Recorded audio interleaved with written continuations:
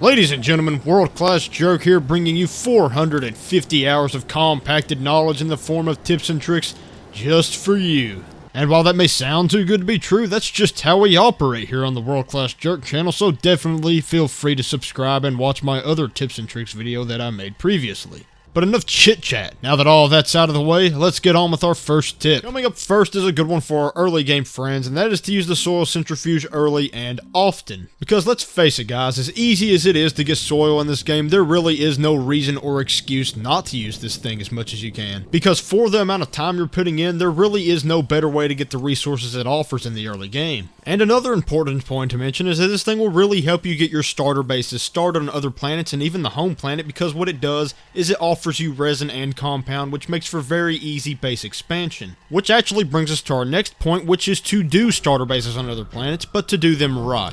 Now this really is more of a late game tip because you have to bring so many resources with you, but you can still do that with the small shuttle if you're willing to blast off a bunch of times in order to do so. Because this tip isn't really about making a starter base, it's about setting one up as well as you can the first time because you are late game. That being said, of course, as I said before, you can do this in the early game if you're willing to put in the extra effort, but this is more of a late game tip for that reason. Now, as far as that goes, as said in the other tip, the real staple here is to bring a soil centrifuge, but also you might want a couple of RTGs, because RTGs are just great things, and they make it so much easier. I brought 2 RTGs in this example, and they are absolutely amazing. They make the process of expanding the base, and just using it in general, a whole lot easier. It really makes it feel easy to use this base, and when we're speaking of another planet in this game, that's a highly convenient thing. But yeah, there really isn't a whole lot to say about this. It's just about putting in the extra effort that you normally may not would in order to make the base work as well as possible, because a lot of us often skip out on the simple things, and that just makes things a lot harder than they have to be. And our next tip is going to be to make a soil truck to gather your soil instead of doing it by hand. Now, if you haven't noticed by now, these tips aren't really in any particular order.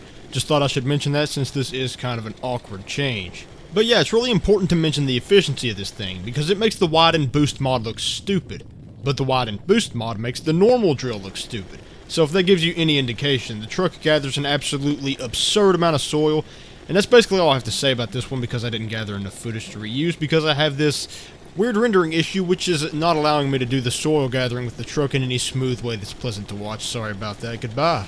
Next up is to make an auto scrapper that turns soil into scrap, which actually does go pretty well along with the last tip I just made, because these are both late game things, and turning your soil into scrap sounds a little ridiculous, but there's actually 2 main reasons why you would want to do this. The first reason is because the trade platform, which is what you use with scrap, offers some things that the soil centrifuge does not. And the second reason is because some things are profusely cheaper in soil to scrap form than soil form in the soil centrifuge. You know what I'm saying. So now for our next tip, which is to make a legendary storage system. Now what do I mean by that? Well, I basically mean using the medium resource canister, or possibly the large one actually, because what it does is it basically holds a crap ton of resources in a very small place. As you can see here, I have a bunch of them set up, and each of these holds 32 of any given item. But as you can see here now also on screen, this is what 32 items looks like just laying on the ground loose. Huge difference in the amount of space it takes up, and it's also just easier to access, easier to use with smelters, easier in every single way, so definitely make a legendary storage system. Next up is a simple but a late game nonetheless tip. It is to do things that you can AFK while AFK. Now that was kind of a bad way to word it. Basically what I'm saying is things like helium and methane, they are hard to get.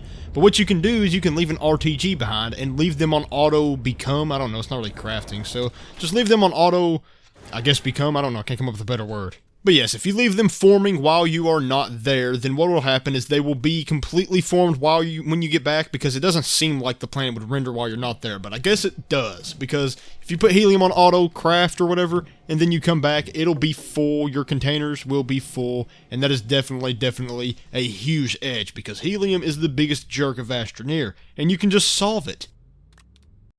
Gentlemen, it's time for the tip I've been saving for last, and that is to RTG like a man. Because yes, as you can see behind me, I have gathered a crap ton of RTGs, and this puts out so much power as opposed to anything else, because as you can see behind the RTGs, there are wind turbines and batteries, and those cannot even compare, even though they You know, they put out a lot of power when they're working, but when they're not, and they often do not, then you're not getting anything. And the RTGs, they are deadly consistent, and as it stands, are easily the best power source in the game. So if you RTG like a man, your problem situation as far as power concerned is...